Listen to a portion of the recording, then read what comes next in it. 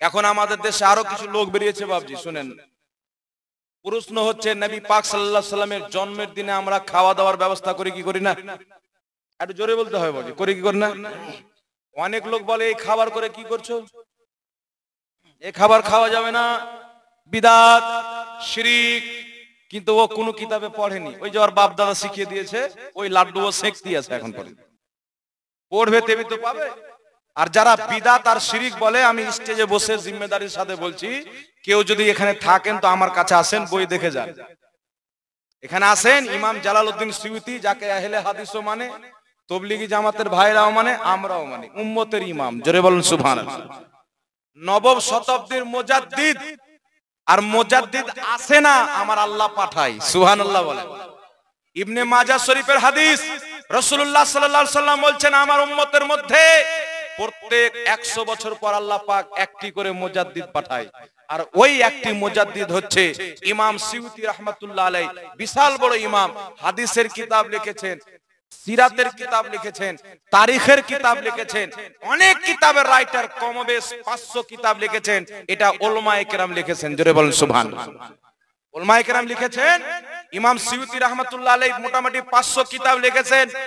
আর ইমাম সুয়ুতি রাহমাতুল্লাহ আলাইহি নিজের কিতাব আল হাবিলিল ফাতাওয়ার প্রথম খণ্ড 230 পৃষ্ঠার মধ্যে স্পষ্ট লিখেছেন যে নবী পাক সাল্লাল্লাহু আলাইহি সাল্লামের জন্মের দিনে, মিলাদের দিনে খুশি হয়ে, আনন্দ হয়ে আল্লাহর শুকরিয়া আদায় করার জন্য মানুষকে একত্রিত করে, জমা করে খাওয়া দাওয়ার ব্যবস্থা করা, এটা মুস্তাহাব কাজ, সওয়াবের কাজ। একটু জোরে বলেন সুবহানাল্লাহ। পরে যদি সন্দেহ থাকে তা আসেন, বইলেন, ফটোকো তুলে রেখেলেন, আমার কোনো আপত্তি নাই। আর কয়জন ইমাম মিলাদুন নবীকে জায়েজ বলেছেন, আমি নাম বলছি শুনেন। ইমাম জালালউদ্দিন সুয়ুতি রাহমাতুল্লাহ আলাইহি, ইমাম ইবনে হাজার আসকালানী রাহমাতুল্লাহ আলাইহি শাইখুল ইসলাম, ইমাম ইবনে কাইয়ুম, ইমাম জাওজি, ইমাম ইবনে কাসির, ইমাম হালবি রাহমাতুল্লাহ আলাইহি সিরাতে হালবিয়ার মধ্যে, আপনার ইমাম শাহাবুদ্দিন খাফাজি মাওয়াহিবুল্লাহ দুনিয়া শরীফের মধ্যে, আপনার ইমাম ইবনে কাসির আল বিদায়া ওয়ান নিহায়ার মধ্যে, শেখ ওয়ালিউল্লাহ মুহাদ্দিস দেহলভী রাহমাতুল্লাহ আলাইহি, শাহ আব্দুর রহিম দেহলভী রাহমাতুল্লাহ আলাইহি, শাহ আব্দুল আজিজ রাহমাতুল্লাহ আলাইহি, শাহ আব্দুল হক মুহাদ্দিস দেহলভী রাহমাতুল্লাহ আলাইহি। আমি যদি নাম বলি, আমার কাছে লিস্ট আছে। ভারত, পাকিস্তানের সব দেশ বাদ দিয়ে আরব দেশের 420 জন ইমামগণ মিলাদুন নবীর ফজিলতের উপরে কিতাব লিখেছেন। জোরে বলেন সুবহানাল্লাহ। কতজন ইমাম? 420 জন।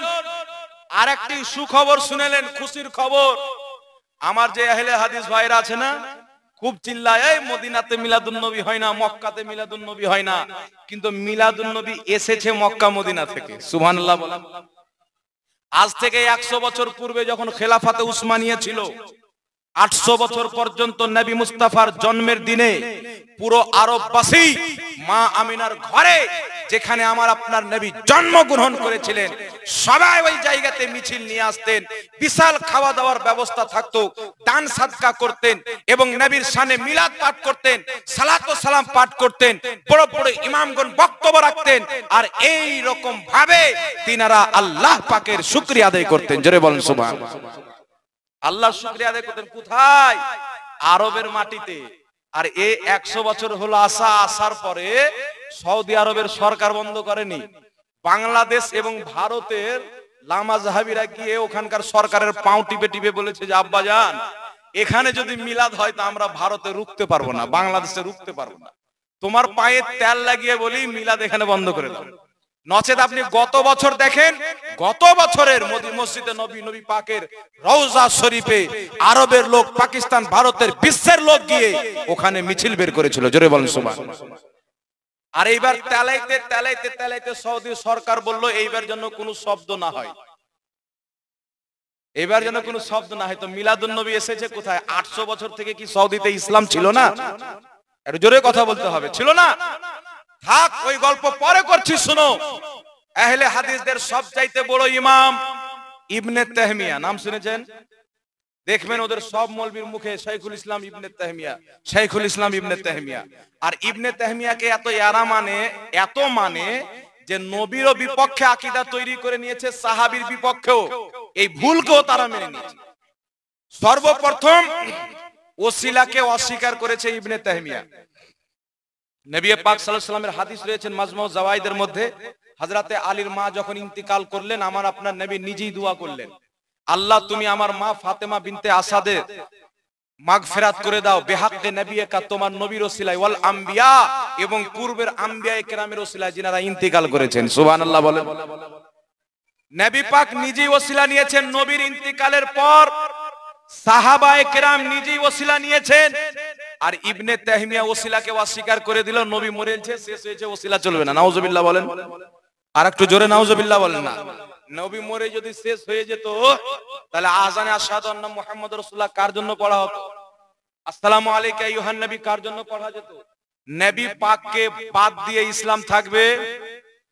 ইসলাম ধর্ম কিয়ামত পর্যন্ত থাকবে। আল্লাহর নবী মুহাম্মদুর রাসূলুল্লাহ কিয়ামত পর্যন্ত আল্লাহর নবী আছে, বলেন সুবহানাল্লাহ। কিয়ামত পর্যন্ত কোন নবী জন্ম হবে না। আর শুনো, তোমাদের সবচাইতে বড় ইমাম ইবনে তাইমিয়া নিজের কিতাব ইক্তেদাউল সিরাতে মুস্তাকিম, এই কিতাবের দ্বিতীয় খণ্ডর 165 পৃষ্ঠার মধ্যে স্পষ্ট লিখেছেন, নবী পাকের জন্মের তাজিমে, মিলাদের সম্মানে মুমিনরা যেইগুলো ভালো কাজ করে তার সওয়াব অবশ্যই পাবে। জোরে বলুন সুবহানাল্লাহ। ওদের ইমাম লিখছেন।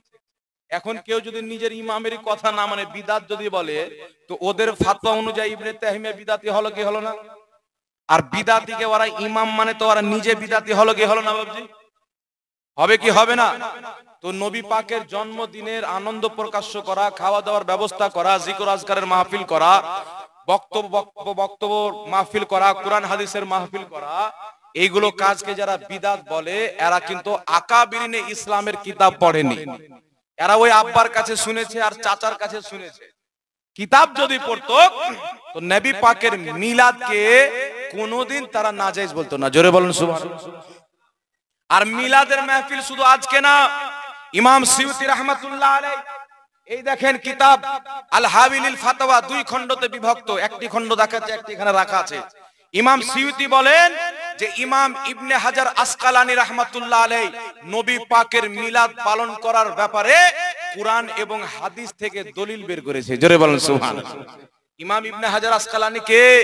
যিনাকে সবাই মানে আসমাউর রিজালের বিশাল বড় ইমাম, যিনাকে সবাই মাথার তাজ মানে, তিনি দলিল খুঁজে পাচ্ছেন। আর আজকের 2 পাতা পড়নেওয়ালা মৌলবি খুঁজে পায় না, তাই বলছে বিদআত। তো তুই যখন খুঁজে পাস না, তো আল্লাহ তো কোরআনে তোকে ডেকে ডেকে বলছে, বান্দা তুই যেটা জানিস না, আমার যেই বান্দারা জানে তাদের কাছে জেনে নাও। ঠিক না বেঠিক? ইমাম সিয়ুতি জানে, তার কিতাব পড়ে জেনে নাও। তোমাদের গুরু ইবনে তাইমিয়া জানে, তার কিতাব পড়ে জেনে নাও। ভারত, পাকিস্তান, বাংলাদেশের সবচাইতে বড় মুহাদ্দিস, যাদেরকে আহলে হাদিসও মানে, আমার তাবলীগী জামাতের ভাইরাও মানে, আমরা আহলে সুন্নাত ওয়াল জামাত সুন্নিরাও মানে, তিনি হচ্ছেন শেখ আব্দুল হক মুহাদ্দিস দেহলভী। নিজের লেখা কিতাব আখবারুল আখয়ার, এই কিতাবটা তিনি ফারসিতে লিখেছেন। দেওবন্দের 2 জন মাওলানা কিতাবটিকে উর্দু করেছেন। সেই কিতাবের 634 পৃষ্ঠার মধ্যে স্পষ্ট লিখে দিয়েছেন, মিলাদুন নবীতে যেই রকম রহমত নাজিল হয়, ওই রকম রহমত কোন মাহফিলে নাজিল হয় না। জোরে বলেন সুবহানাল্লাহ। এটা কে বলছেন? মুহাদ্দিসের আকীদা। আর আজকের গাঁজাওয়ালা মৌলবি বলছে যে নবীর জন্মদিন পালন করা যাবে না। আর বেরেন টাল নাই বাবা। ইমামরা সব জাহান্নামে চলে গেল, এ জান্নাতে নিয়ে যাবে আপনাকে। আপনার ঈমান নষ্ট করছে। অমুক বিদআত, ধুমুক বিদআত। ওকে বলেন বিদআত কয় প্রকার, আর 14 গোষ্ঠী বলতে পারবে না। আর কিছু মৌলবি বেরিয়েছে বলবে বিদআত হলো গু। আর গুহের কি কোনো প্রকার হয়? গু হয়। কিন্তু বুখারী শরীফ যখন আমরা পড়ি, তো বুখারী শরীফের মধ্যে আছেন হযরত উমর ফারুক সাহাবীদেরকে একত্রিত করে উবাই বিন কাব রাদিয়াল্লাহু তাআলা আনহুকে ইমাম বানালেন। 20 রাকাত তারাবির নামাজ পড়ালেন। কত রাকাত? একটু জোরে বলতে হবে, কত রাকাত? 20 রাকাত তারাবির নামাজ কে পড়ালেন? উমর ফারুক রাদিয়াল্লাহু তাআলা আনহু। 20 রাকাত তারাবির নামাজ পড়ার পর তিনি বললেন, নির্মাল বিদআতু হাযিহি। হযরত উমর ফারুক বললেন যে আমরা কত সুন্দর বিদআত চালু করেছি। জোরে বলেন সুবহানাল্লাহ। তাহলে উমর ফারুক সুন্দর বিদআত হয় এটা বুঝতেন না? আজকের মৌলবি বুঝছে যে বিদআত ভালো হয় না। উমর ফারুক তো বলছেন বিদআত ভালো হয়, বুখারীর হাদিস। আর কোন বিদআত ভালো হয় শুনো, তোমাদের মাদ্রাসাতে ছাত্রদেরকে যে কোরআন পাকটা তোমরা পড়াচ্ছ, এই কোরআন কিন্তু আমার নবীর জামানায় এইভাবে কাগজে ছিল না, 30টি পারা ছিল না, আয়াত চড়া ছিল না, জের জাবার চড়া ছিল না। ইমাম মুল্লা আলী কারি রাহমাতুল্লাহ আলাইহি ইনিও নিজের জামানার মুজাদ্দিদ ছিলেন। তিনার লেখা কিতাব মিশকাতে সারা মিরকাতের মধ্যে লিখেছেন যে কোরআন পাক যে কাগজে এসেছে, পারা লাগানো হয়েছে, জের জাবার লাগানো হয়েছে, আপনার আয়াত লাগানো হয়েছে, রুকু লাগানো হয়েছে, মনজিল লাগানো হয়েছে, এই সব কিছু হলো বিদআতে হাসানা, ভালো বিদআত। জোরে বলেন সুবহানাল্লাহ। কেমন বিদআত একটু জোরে বলেন না। ইমাম মুল্লা আলী কারি বলছেন তো সব বিদআত যদি খারাপ হয় তো নবীর জামানায় কোরআন ছিল না, এই কোরআন বাদ দিয়ে দাও।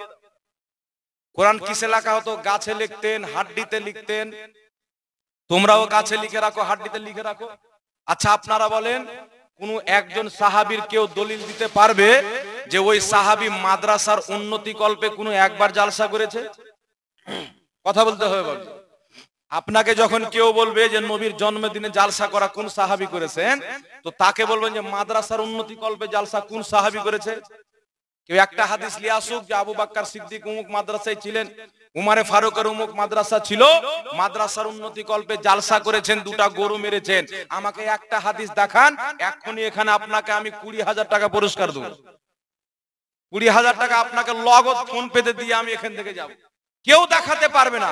তো প্রত্যেক জিনিস বিদআত হয় না। হ্যাঁ, এমন প্রত্যেকটি জিনিস হলো বিদআতে গুমরাহি, যেই বিদআতের ব্যাপারে রাসূল পাক বলেছেন প্রত্যেক বিদআত গুমরাহি, প্রত্যেক গুমরাহি জাহান্নামে। কোন বিদআত? প্রত্যেক নতুন আকীদা। জোরে বলেন না সুবহানাল্লাহ। প্রত্যেক নতুন আকীদা তৈরি করা, যে পুরাতন আকীদা আছে ওই আকীদা থেকে সরে আপনি নতুন আকীদা তৈরি করে নিলেন। প্রত্যেক এমন নতুন কাজ যে কাজে কোনো সুন্নাতকে জবাই করে দেয়, কোনো ইমামের কোনো ফতোয়াকে মিটিয়ে দেয়, কোনো মুজতাহিদিনের ইজতিহাদকে মিটিয়ে দেয়, ওই নতুন কাজকে দ্বীনের নামে করা হচ্ছে বিদআতে গুমরাহি। একটু জোরে বলেন সুবহানাল্লাহ। কিন্তু বিদআত ভালো হয়, বিদআত খারাপ হয়। ইমাম ইবনে হাজার আসকালানী রাহমাতুল্লাহ আলাইহি বুখারী শরীফের সারা ফাতহুল বারির মধ্যে বলেছেন বিদআত ভালো হয়, বিদআত খারাপ হয়। ইমাম শাফি রাহমাতুল্লাহ আলাইহির ওখানে ফতোয়া উল্লেখ করেছেন ইমাম ইবনে হাজার আসকালানী। ইমাম শাফি রাহমাতুল্লাহ আলাইহি বলেন বিদআত ভালো হয়, বিদআত খারাপ হয়।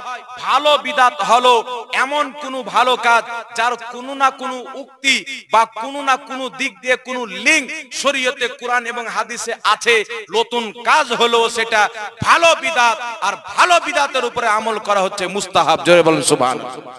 ইমাম সিউতি নিজেই লিখেছেন যে ভালো বিদআতের উপরে আমল করা কি মুস্তাহাব। একটু জোরে বলতে হবে না সুবহানাল্লাহ। এই যে আমাদের যে সিস্টেম মাদ্রাসা আছে, সাহাবীর জামানায় ছিল না, তো কি মাদ্রাসাটা বিদআত হয়ে যাবে? এই যে খতমে বুখারী হয় কি হয় না? খতমে বুখারীর জালসা হয়, ছেলে পিলের দাস্তারবন্দি পগড়ি পাটের জালসা হয়।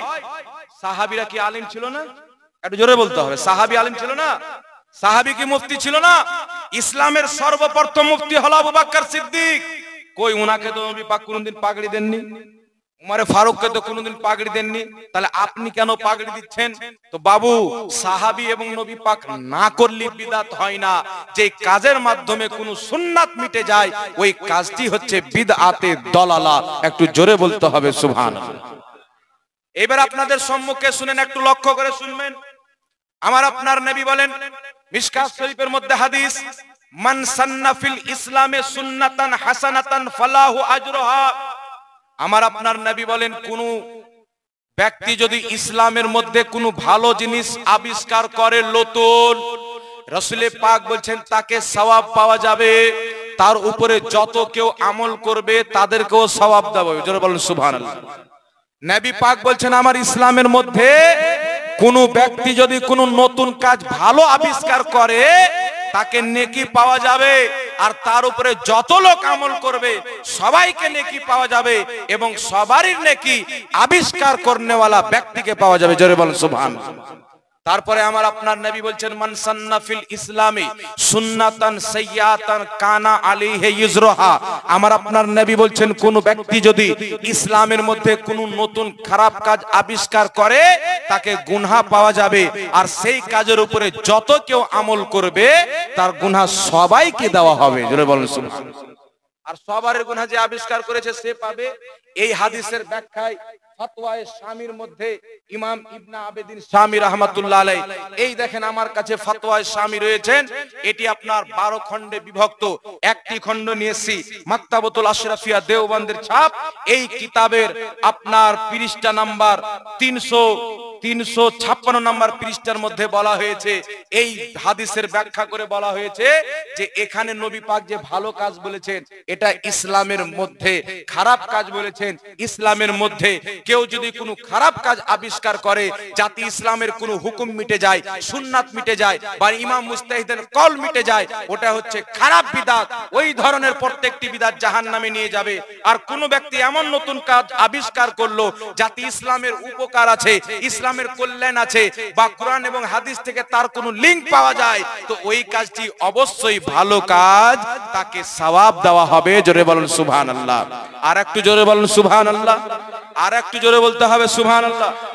এই কিতাবটিকে আমার তাবলিগি জামাতের ভাইরাও মানে, যারা দেওবন্দি মতে বিশ্বাসিত, আমরাও মানি ফতোয়ায়ে শামি। এই কিতাবটি হচ্ছে হানাফি মাযহাবের বিখ্যাত কিতাব। সব কিতাব নিয়ে আসা সম্ভব না, তাই কয়েকটি কিতাব আমি নিয়ে এসেছি, কারণ আমি অনেক দূর থেকে এসেছি। এই কিতাবের মধ্যে বিদআতের 5 প্রকার বলা হয়েছে। কত প্রকার? আর জোরে বলতে হবে। আমি যদি মিথ্যা বলি কোনো ভাই আসেন নিয়ে যান, দেখে যান। 5 প্রকার বলা হয়েছে, তার মধ্যে একটি হচ্ছে বিদআতে ওয়াজিবা, যে বিদআতটি করা ওয়াজিব। সুবহানাল্লাহ বলেন না। এখন চমকে গেলেন না যে বিদআত করা ওয়াজিব কোথায় থেকে আসলো রে? হ্যাঁ, কুরআন হাদিস পড়ার জন্য প্রত্যেক মাওলানা মাদ্রাসাতে নূহ মির মিজান হেদায়েতুন নূহ ইলমে সারফ মাদ্রাসাতে পড়ে কি পড়ে না বাবজি? গ্রামার যাকে বলা হয়। তো এই যে কুরআন এবং হাদিসকে বোঝার জন্য, বিনা জের জাবার ওয়ালা হাদিস পড়ার জন্য ইলমে নূহ ইলমে সারফ পড়া বিদআতে ওয়াজিবা। ইমাম ইবনে আবেদিন শামি বলছেন এই ধরনের বিদআত করা ওয়াজিব। সুবহানাল্লাহ বলবেন না? এই ধরনের বিদআত কি করা ওয়াজিব। ইমাম মুল্লা আলী কারি রাহমাতুল্লাহ আলাইহি মিশকাতের সারা মিরকাতের প্রথম খণ্ড বাবুল ঈমানের মধ্যে, কিতাবুল ঈমানের মধ্যে বর্ণনা করেছেন ইলমে নূহ ইলমে সারফ কিছু বিদআত আছে যেটি করা ওয়াজিব, কিছু বিদআত আছে যাকে বলা হয় বিদআতে মুবাহ, অর্থাৎ ওই বিদআতটি করা যায়। যেমন আপনারা ট্রেনে সফর করেন কি করেন না বাবজি? একটু জোরে বলতে হবে। প্লেনে চড়ে হজ করতে যান কি যান না? মানুষ যায় না? কথা বলেন না। ট্রেনে চড়ে হজ করতে যায় না? এটাও বিদআত, কিন্তু এই বিদআতে মুবাহ এগুলো জায়েজ আছে। এগুলো কি আছে? জায়েজ আছে। বিদআতে মাকরুহা, বিদআতে মুস্তাহিব্বা, বিদআতে মুহাররামা। হারাম বিদআত, ওয়াজিব বিদআত, মাকরুহ বিদআত, মুবাহ বিদআত, মুস্তাহাব বিদআত। এক প্রকারের বিদআত করা মাকরুহ, এক প্রকারের বিদআত করা ওয়াজিব, এক প্রকারের বিদআত করা মুস্তাহাব, এক প্রকারের বিদআত করা মুবাহ অর্থাৎ জায়েজ। বুঝতে পারলেন কথা? এটা আমি আমার ঘর থেকে বলছি না, ইমাম ইবনে আবেদিন শামি লিখেছেন। এই ফাতোয়া না পড়লে কোনো বেটা মুফতি হয় না। কিন্তু কিছু মৌলবি আছে যে হককে ছুপায়, হককে লুকায়। আর যেই মৌলবি রাসূলুল্লাহর হাদিস আছে যে হককে গোপন করলো, ওই মৌলবিকে কিয়ামতের দিন আল্লাহ পাক তাকে মুখটি তার নিচে করে ছেঁচড়ে জাহান্নামের দিকে পাঠাবে। জোরে বলেন না নাউজুবিল্লাহ। যে হককে লুকালো। আচ্ছা আপনারা আরেকটি কথা শুনেন, আমরা হানাফি মাযহাবের লোক কি লোক না বাবজি? একটু কথা বলেন, আমরা হানাফি মাযহাবের লোক কি লোক না? মিলাদুন নবী পালন করা শুনেন। মিলাদুন নবী পালন করার দলিল ইমাম ইবনে হাজার আসকালানী কুরআন থেকেও পেয়েছেন, হাদিস থেকেও বের করেছেন। কুরআন থেকে কি বের করেছেন? ওয়াযাক্কিরহুম বিআইয়ামিল্লাহ, আল্লাহর দিনগুলি স্মরণ করাও। কোন দিন? তাফসীরের কিতাবের মধ্যে এসেছে যেই দিন আল্লাহর নিয়ামত পাওয়া গেছে 12ই রবিউল আউয়ালে মুসলমানদেরকে আল্লাহর সবচাইতে বড় নিয়ামত পাওয়া গেছে। সুবহানাল্লাহ বলেন। আরেকটি শুনেন, আল্লাহ বলেন কুল বিফাদলিল্লাহি ওয়া বিরাহমাতিহি ফাবিযালিকা ফালইফরাহু। আল্লাহ বলেন আমার যদি রহমত পাওয়া যায়, আমার যদি ফাজল পাওয়া যায়, তো তোমরা খুশি পালন করো, আনন্দ প্রকাশ করো। একটু জোরে সুবহানাল্লাহ। আনন্দ প্রকাশ করো। কি পাওয়া গেলে? ফাজল পাওয়া গেলে, রহমত পাওয়া গেলে। তাফসীরে তাবারির মধ্যে লেখা রয়েছেন ফাজল থেকে মুরাদ হচ্ছে ইলম। ইলম যদি পাওয়া যায়, আল্লাহর খুশি পালন করো, আল্লাহর শুকরিয়া আদায় করার জন্য। সুবহানাল্লাহ বলেন। আর রহমত থেকে মুরাদ কি? তো তিনি বলছেন রহমত থেকে মুরাদ হচ্ছে মুহাম্মদুর রাসূলুল্লাহ। কারণ আল্লাহ পাক কোরআনে বলেছেন ওয়ামা আরসালনাকা ইল্লা রাহমাতাল লিল আলামিন। তো ইলম দ্বারা আল্লাহ পাক কুরআনকে বুঝিয়েছেন, রহমত দ্বারা আল্লাহ পাক নবী মুস্তাফাকে বুঝিয়েছেন। তো আল্লাহ বলছেন শুনো, যেই দিন কুরআন অবতীর্ণ করা হয়েছে রমজান মাসের 27 তারিখ, ওই তারিখ প্রত্যেক বছর পালন করো। যেই দিন মুহাম্মদুর রাসূলুল্লাহকে 12ই রবিউল আউয়ালে পাঠা হয়েছে, ওই 12 রবিউল আউয়াল প্রত্যেক বছর পালন করো। জোরে বলুন সুবহানাল্লাহ। আতিও খুশি হয়ে যাও, আতিও খুশি হয়ে যাও। আল্লাহর রহমত মুহাম্মদ রাসূলুল্লাহকে পেয়েও খুশি প্রকাশ করো, আর আল্লাহ পাকের ফজল ইলম পবিত্র কুরআনকে পেয়েও তোমরা খুশি প্রকাশ করো। একটু জোরে বলতে হবে বাবজি সুবহানাল্লাহ। আর একটু জোরে বলেন সুবহানাল্লাহ। আচ্ছা, মিলাদুন নবী পালন করলে কি পাওয়া যাবে? মিলাদুন নবী পালন করলে কি পাওয়া যাবে? এই মর্মে একটি বুখারী শরীফের হাদিস শুনেন। আবু লাহাবকে তো আপনারা চিনেন না? নাম শুনেছেন? আবু লাহাবের নাম শুনেছেন? আবু লাহাব একটি লোক ছিল যে নবী পাকের আপন চাচা ছিল, কাফির ছিল। তার আযাবের উপরে আল্লাহ পাক কোরআনে আয়াত নাজিল করেছেন, তাব্বাত ইয়াদা আবি লাহাবিন ওয়া তাব। পড়েছেন সূরাটি? আপনারা পড়েছেন? এই আবু লাহাব বাড়িতে বসে আছে, বুখারী শরীফের হাদিস শোনাচ্ছি। তিনার একটা বান্দী ছিল যার নাম হলো সোয়াইবা। সোয়াইবা মা আমেনার বাড়িতে আছেন। যখনই রাসূল পাক জন্মগ্রহণ করলেন, খবর পেল আব্দুল্লাহর সন্তান জন্ম নিয়েছে, দৌড় দিয়ে আবু লাহাবের বাড়ি যাওয়ার পরে সোয়াইবা বলছে, হে আমার আকা, আমার মালিক আবু লাহাব, তোমার ভাইপো জন্মগ্রহণ করেছে, তোমার ভাইয়ের পুত্র জন্ম নিয়েছে, আব্দুল্লাহর ছেলে জন্মগ্রহণ করেছে। আবু লাহাব যখন শুনলো আমার ভাই আব্দুল্লাহর ছেলে হয়েছে, এই শাহাদতের আঙ্গুলের ইশারা করে বলল, সোয়াইবিয়া, তুমি তো আজকে পর্যন্ত আমার বান্দী ছিলে, আমার গোলামি করতে, আজকে তুমি আমার ভাতিজার মিলাদের সুসংবাদ দিয়েছো, জন্মের সুসংবাদ দিয়েছো। যাও, আমি আবু লাহাব আজকে থেকে আমি তোমাকে আজাদ করে দিলাম। জোরে বলেন সুবহানাল্লাহ। আর আমার গোলামি করতে হবে না। ওই আবু লাহাব নবীর জন্ম হওয়াতে আনন্দ করতে, নবীর মিলাদে খুশি হয়ে বান্দি আজাদ করে দিল এই আঙ্গুলের ইশারায়। এই আঙ্গুলকে শাহাদতের আঙ্গুল বলা হয়। ওই আবু লাহাব যখন মরেছে, নবী পাক সাল্লাল্লাহু আলাইহি সাল্লামের চাচা হযরতে আব্বাস রাদিয়াল্লাহু তাআলা আনহু স্বপ্নতে দেখছেন আবু লাহাবকে, জিজ্ঞাসা করছেন, আবু লাহাব, তুমি তো দুনিয়াতে আল্লাহ এবং তার রাসূলের সঙ্গে কুফরি করেছো, খবর কি? এখন কি অবস্থাতে আছো? আবু লাহাব বলছে, আর বলিও না, অনেক আযাবে রয়েছি, বিভিন্ন রকমের আযাব, জাহান্নামের আগুনে দাও দাও করে জ্বলতে আছি।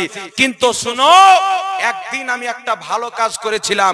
আপনাদের নবী রাহমাতুল লিল আলামিন যখন জন্মগ্রহণ করেছিলেন, তিনার জন্ম হওয়ার খুশিতে আমি আমার বান্দি সোয়াইবিয়াকে আজাদ করেছিলাম এই আঙ্গুলের ইশারায়।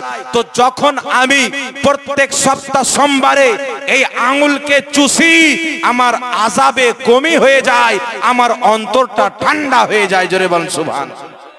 এটা বুখারী শরীফের হাদিস, কেউ জাল বলতে পারবে না, ক্ষমতা নাই।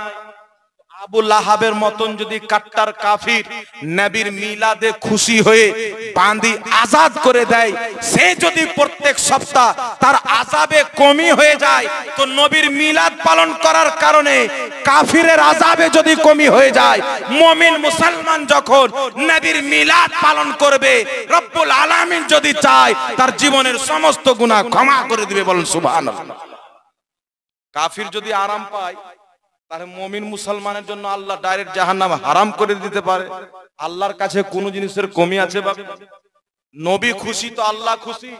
खुदा की रजा चाहते हैं दो आलम, खुदा चाहता है रजाए मोहम्मद। আমার আল্লাহ হযরত বলছেন যে আল্লাহকে রাজি করতে চায় দোনো জাহান, কিন্তু আল্লাহ বলছে আমি রাজি করতে চাই আমার নবী মুস্তাফাকে। জোরে বলেন সুবহানাল্লাহ। আমরা আল্লাহকে রাজি করতে ব্যস্ত, কিন্তু আল্লাহ আমাদের রাসূলকে রাজি করবেন। আর এই রাসূলকে যে রাজি করে নিল, আল্লাহ তার প্রতি রাজি হয়ে গেল। জোরে বলেন সুবহানাল্লাহ। আমার আপনার নবী নামাজ পড়ছেন মসজিদ আকসার দিকে মুখ করে, রাসূল পাক আসমানের দিকে তাকাচ্ছেন, আবার নিচে মুড়ি করছেন। তো আল্লাহ পাক অন্তরের খবর জানে কি জানে না?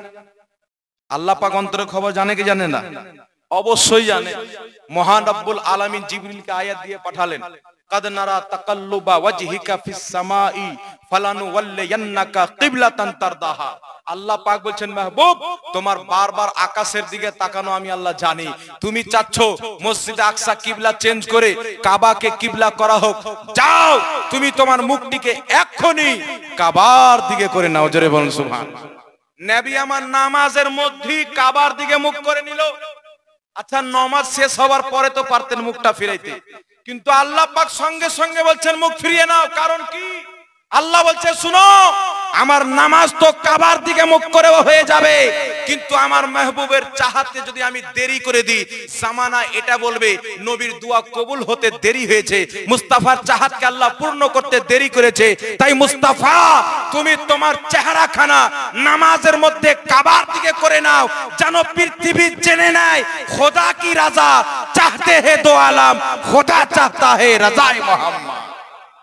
পৃথিবী চাই আমি খোদাকে রাজি করব, কিন্তু খোদা চাই আমি মুস্তাফাকে রাজি করব। একটু জোরে বলতে হবে সুবহানাল্লাহ। আল্লাহ বলছেন ওয়ালা সাউফা ইউতিকা রাব্বুকা ফাতারদা, মেহবুব তোমাকে এত দিব এত দিব তুমি রাজি হয়ে যাবে। একটু সুবহানাল্লাহ বলবেন না? আমাদেরকে যদি কোনো শাহিন শাহ কোনো বাদশাহ এসে বলে যে আপনাকে এত দিব আপনি রাজি হয়ে যাবেন, কি নেবেন? ওয়াকে বলবো তোমার রাজত্বটা আমাকে দিয়ে দাও। কি ভাবছি কিছু ধন সম্পদ ভালো করে নিয়ে নেবো, যেন চিন্তা টেনশন না থাকে। তো নবী পাক সাল্লাল্লাহু আলাইহি সাল্লামকে সাহাবী বলছেন হুজুর আল্লাহ তো আপনাকে এত দিবে যে আপনি রাজি হয়ে যাবেন, তো আপনি কত নেবেন? তো মহান রব্বুল আলামিন বলছে, মহান রব্বুল আলামিনের হাবিব নবী পাক বলছেন যে আল্লাহ আমাকে দিয়ে রাজি করবেন, আমি কত নিব?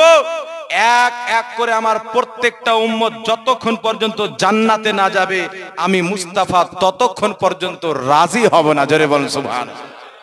তাই কিয়ামতের ময়দানে আমার নবী সাজদাতে যাবেন, মুস্তাফা করিম সাল্লাল্লাহু আলাইহি ওয়াসাল্লাম সাজদাতে থাকবেন। আল্লাহ একটি তাসবিহ শিখাবেন, নবী আমার পাঠ করবেন। মহান রব্বুল আলামিন বলবেন হে আমার মেহবুব মাথা তুলো, মাথা তুলো।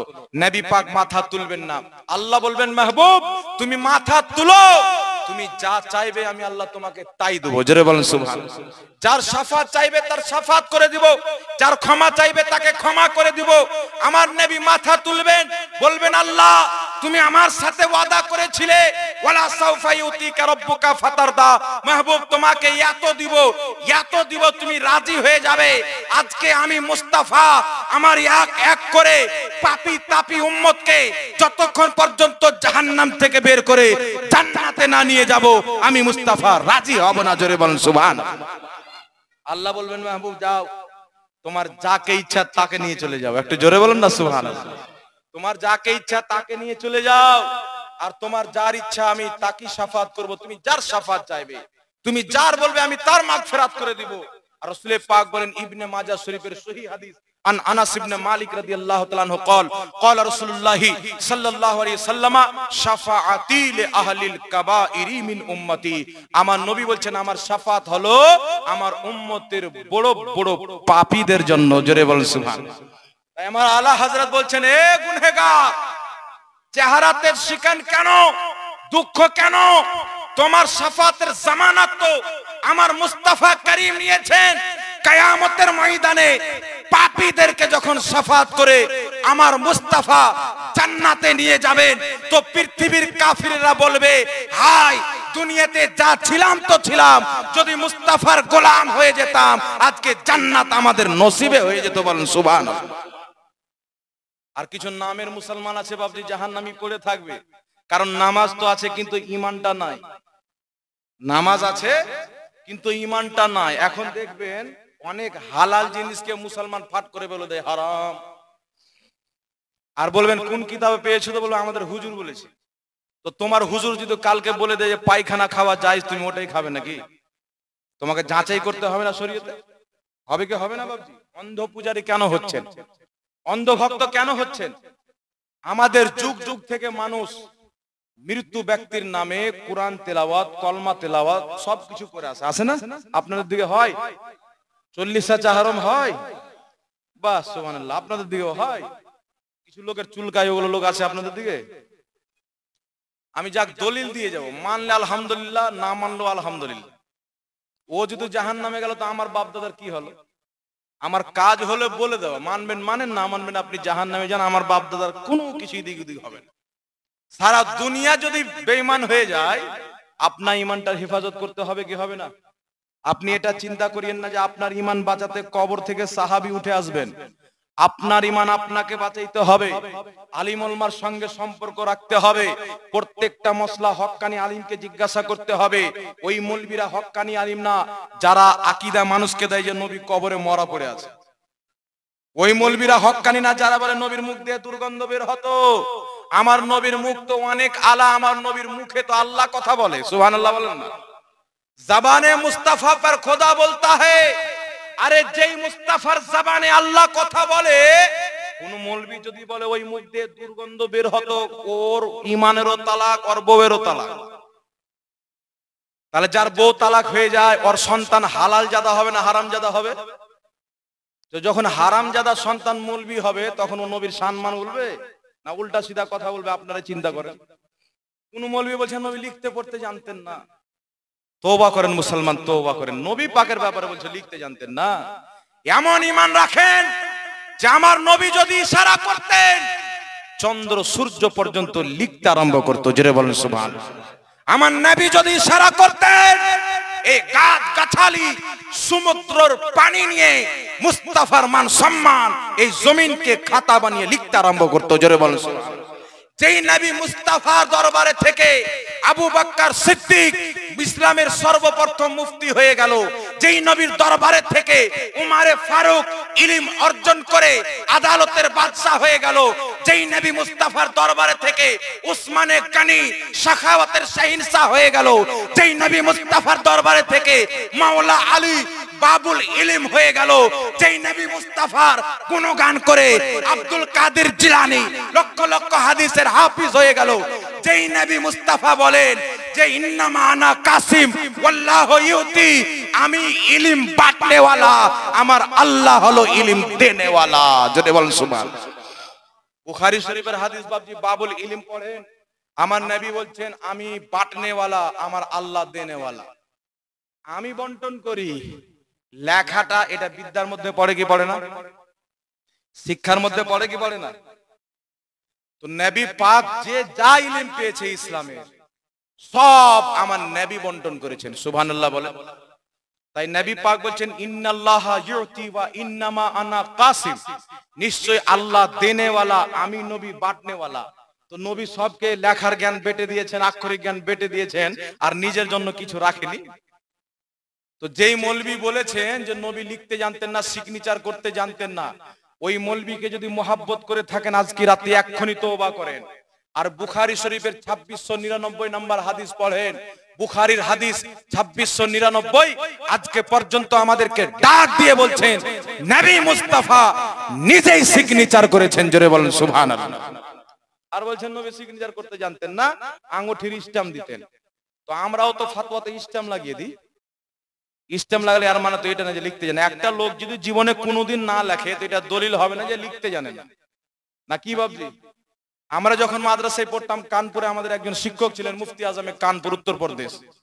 তো তিনি ফাতোয়া লিখতেন না, আমরাকে দিয়ে লেখাতেন, ফাতোয়া তিনি পড়ে নিতেন, আর পড়ার পরে উনি স্ট্যাম্প মেরে দিতেন আর বলতেন আমার নাম এখানে লিখে দাও। আমরাই তিনার নাম লিখে দিতাম। এর মানে কি আমার ওই শিক্ষকটা লিখতে জানতেন না? এটা মূর্খামুখী মূর্খাম না ভাবছি। আল্লাহ পাক বলছেন ওয়া আল্লামাকা মা লাম তাকুন তাআলাম, হে নবী আপনি যা জানতেন না আমি আপনাকে সব শিখিয়ে দিয়েছি। আমি আপনাদেরকে বলবো, যেইগুলো মাওলানা বলে নবী সিগনেচার করতে জানতেন না, আক্ষরিক জ্ঞান ছিল না, 1 2 3 নবী পড়তে জানতেন না, আল্লাহর কসম খেয়ে বলি এই ধরনের আকীদা হলো বিদআত আর নিকৃষ্ট বিদআত। এই বিদআত থেকে যদি আপনারা না বাঁচতে পারেন, নবীর ব্যাপারে যদি আকীদা শুদ্ধ না করতে পারেন, না আপনার নামাজ কবুল হবে, না রোজা কবুল হবে। নামাজকে টিকাতে হলে মুস্তাফার ব্যাপারে আকীদা শুদ্ধ করতে হবে। জোরে বলেন সুবহানাল্লাহ। নামাজ যদি চান আমার নামাজ কবুল হোক, নবী পাকের ব্যাপারে আকীদা ঠিক করেন। যদি চান আমার রোজা কবুল হোক, নবী পাককে মুহাব্বত করতে শিখেন, ভালোবাসতে শিখেন। আর আপনি যদি নবীর কলমা পড়েন, মিথ্যা কথা কেন বলবেন নবী লিখতে জানতেন না? একটা হাদিস চান, কোন মাওলানা যদি একটা হাদিস দিয়ে দেয় যে নবী বলেছেন আমি লিখতে জানি না, আমার আক্ষরিক জ্ঞান ছিল না, আমি গুনহগার, তাকে 50,000 টাকা পুরস্কার। আর আমি হাদিস নাম্বার বললাম, পড়ে নিয়েন 2699 নম্বর।